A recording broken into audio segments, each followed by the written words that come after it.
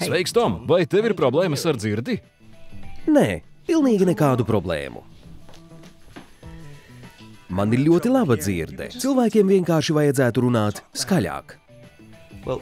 Svarīgas informācijas nesaklausīšana un nemitīga prasība atkārtot sakāmo var būt nogurdinoša. Ko?